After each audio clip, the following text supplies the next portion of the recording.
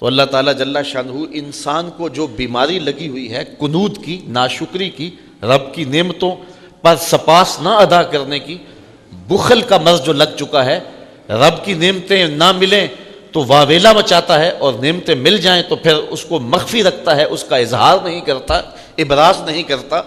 تو اس بیماری کو دور کرنے کے لیے اس بیماری کو بتایا گیا ہے اور تشت ازبام کیا گیا ہے، اور کہا اس کے لیے تجھے تشخیص کروانے کے لیے کسی حکیم کے پاس جانے کی ضرورت نہیں ہے، کسی طبیب کے پاس جانے کی ضرورت نہیں ہے، کسی ڈاکٹر کے پاس جانے کی حاجت نہیں ہے، تجھے کوئی صغرا کبرا ملانے نہیں پڑیں گے، تجھے کوئی تفکر اور تدبر کو دعوت نہیں دینی پڑے گی.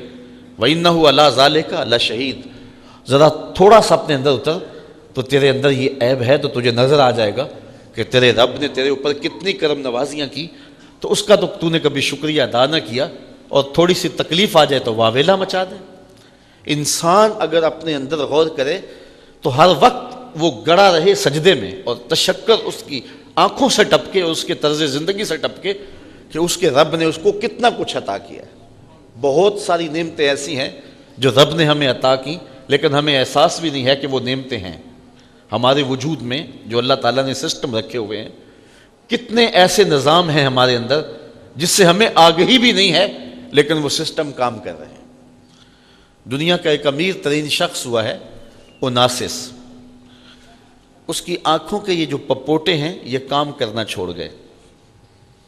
اب ڈاکٹر سلوشن ٹیپ لگا کے اس کی آنکھیں کھول دیتا تھا، اور جب اس نے سونا ہوتا تو وہ اتار دیتا اور آنکھیں بند کر دیتا.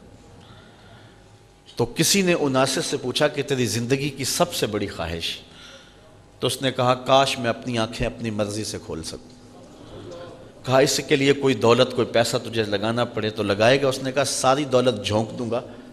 یہ کتنی بڑی دولت ہے کہ میں اپنی آنکھیں اپنی مرضی سے کھول سکوں. کبھی آپ نے اس پہ غور کیا؟ ادھر تنکا اڑا ادھر آنکھ جھپک گئی. یہ آٹومیٹک سسٹم رب نے رکھا ہوا ہے. ہمیں اس لیے پتہ نہیں ہے، کبھی بل نہیں آیا، کبھی رب نے جو ہے وہ اس پر بل نہیں بھیجا کہ تم اتنی بار دن میں آنکھیں جھپکتے ہو اور یہ سسٹم لگا ہوا ہے، اس کا بل ادا کرو. اس لیے ہمیں اس کا احساس ہی نہیں ہے کہ یہ کتنی بڑی نعمت ہے. وہ نعمت چھن گئی تو اب پتہ چلا کہ یہ کتنی بڑی نعمت ہے. یہ منہ کے اندر جو لعاب آتا ہے، ہم کچھ اندر نگل لیتے ہیں، کچھ تھوک دیتے ہیں.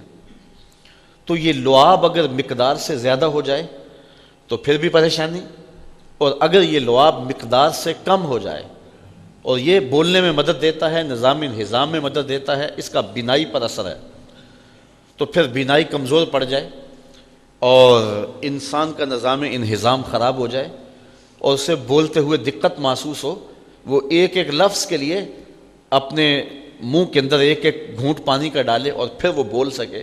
یہ قدرتی گریس ہے جو رب نے ہمارے منہ کے اندر لگائی ہوئی، جس سے ہم بولتے ہیں، زبان بھی تر رہتی ہے، حلق بھی تر رہتا ہے. تو ذرا کبھی اس پہ ہم نے غور کیا کہ یہ کتنا بڑا سسٹم ہے رب نے جو قدرتی لگایا ہے. جتنی مقدار ہمیں چاہیے اندر سے اتنی مقدار ہمیں مل رہی ہے.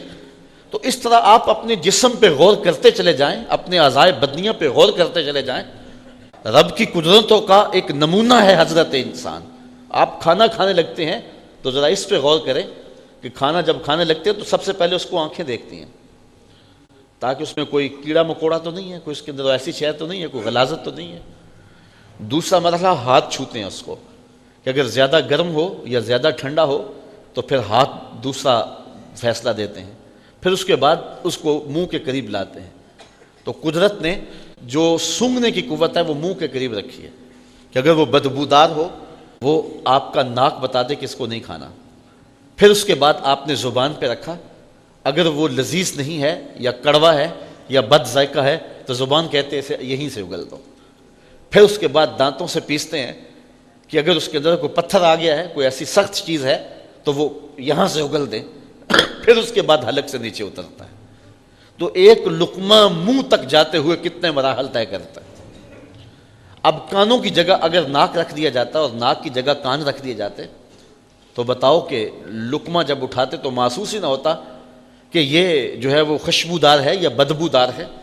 تو باسی بھی لوگ نگل لیتے. تو لیکن قدرت نے ناک کو منہ کے قریب رکھا ہے اس لیے کہ اس کی ضرورت یہاں زیادہ تھی. تو ایک لقمے کے اٹھانے سے لے کر کے اس کو منہ تک لے جانے تک، پھر زبان پر رکھنے سے لے کر کے چبانے تک، انسان کتنے مراحل سے گزرتا ہے. یہاں ایک جملہ اور کہنا چاہتا ہوں کہ رب نہیں چاہتا کہ اس کے پیٹ کے اندر کوئی غلط لقمہ چلا جائے. پہلے دیکھ لے غلاظت تو نہیں، پھر چھو لے زیادہ گرم تو نہیں، پھر سونگ لے بدبودار تو نہیں، پھر چکھ لے بد ذائقہ تو نہیں، پھر پیس لے کہ سخت تو نہیں ہے. جو رب یہ نہیں چاہتا کہ ایک لقمہ بھی غیر مناسب اس کے پیٹ میں چلا جائے، وہ رب کیسے چاہے گا کہ اس کے پیٹ میں حرام بھر جائے اور یہ جہنم کی آگ خریدتا رہے. تو اللہ تعالیٰ نے حضرت انسان کو یہ تدبر کے لیے سب کچھ دیا ہوا ہے، لیکن انسان ناشکر ہے اور وہ اپنے رب کی نعمتوں پر شکر ادا نہیں